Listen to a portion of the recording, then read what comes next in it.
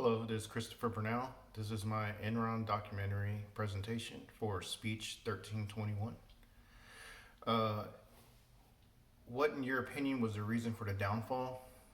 Quite simply, I believe it was just greed. Uh, all the executives or people in the positions of being executive for Enron, they all showed some signs of greed. Um, Skilling, I think, was probably the one showing the most greed. He seemed like his ego was involved as well. But in any case, they all allowed it to happen. Ken Lay, I think he was probably the one that was the least greedy, maybe, of the three, which is probably doesn't say much. But he still allowed it to happen. Lupai, I think he was just someone using Enron to make money. I don't think he had any real loyalty to the company or to Skilling. Talk about Lupai, Andy Fastow, Jeff Skilling, and Ken Lay. Jeff Skilling, he was the president and CEO of Enron.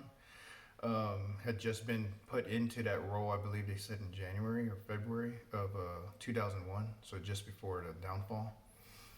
He developed the idea of using an energy stock market, and which recreated the entire industry. He used the mark to market, they called it, accounting method that eventually led to the downfall of Enron. It was a very subjective way of accounting, and when you hear about it, it's really amazing that anybody will allow that to happen. It's very subjective. You just make up any numbers you want. So there appeared to be money in their accounting when there actually wasn't. They actually had large amounts of debt. Skilling was probably very selfish and greedy. I imagine he had a pretty large ego as well. He was cutthroat and likely ran a very hostile work environment. And he's probably the biggest part of creating the illusion of what Enron was. Ken Lay was a chairman and CEO. He grew up from basically modest beginnings. He obtained an economics degree and then founded Enron in 1985. And he initially Enron started off as a oil and gas pipeline type company. But I guess deregulation of that market kind of led Enron to where it was, where they got into the broadband and the energy area. Andy Fastow was the CFO, Chief Financial Officer of the company, and he created the fake corporations or ghost corporations that allowed Enron to dump their debt into, and then those companies would show to be putting money into Enron when in fact there was no money being put into Enron. He also did skim money off of from those corporations for his personal use, which is one of the reasons why he ended up being sentenced to prison later. Lou Pai, I think of all the others, I think Lou Pai was actually probably the one who he's still guilty, but I think he's probably less guilty than others. Like I said before, he simply just used Enron as a means to an end. He wanted money, and Enron was going to allow him to be able to do that. What happened to the linemen in Oregon? After Enron bought out PGE, all the employees became part of Enron. So that included the linemen that worked for PGE. The PGE stock that they owned became Enron stock. And apparently many of the people that work for PGE had never even heard of Enron. But Enron, so they all invested in their 401ks, retirement funds were all invested into Enron stock.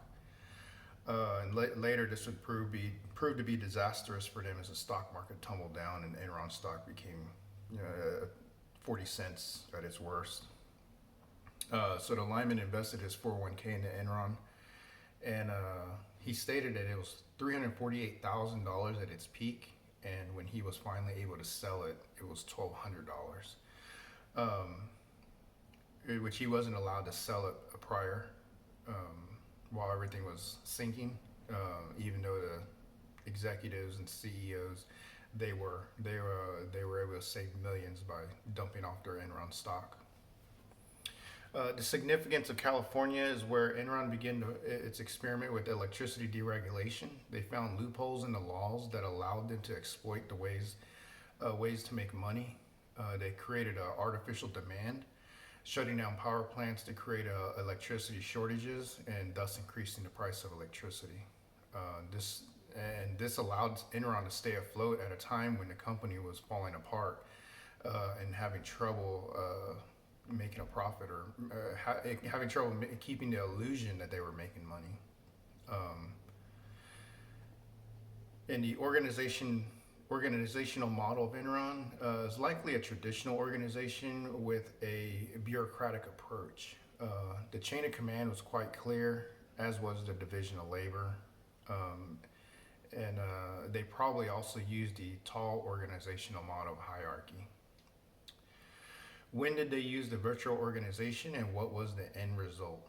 Enron used a virtual organization when it began to sell electricity in California after it became deregulated.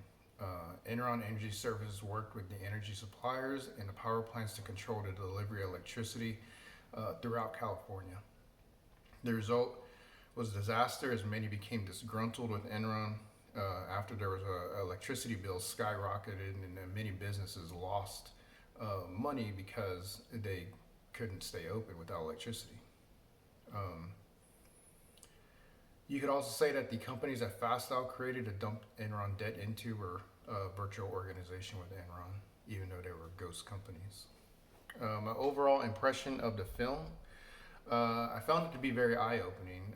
Even though I was somewhat familiar with the scandal, I didn't know the details of what occurred. I was not aware of Enron's involvement in deregulation in California, and I didn't know that they had a part in the blackouts that affected the states. Many parts of the film I found were pretty appalling and particularly disturbing. It was one thing to defraud the investors of your company. They know they're taking a risk when they're purchasing the stock, but it's entirely a different thing to destroy businesses and lives that had nothing to do with your company, such as what they did in California. Yes, Enron was full of greed and didn't have any bounds.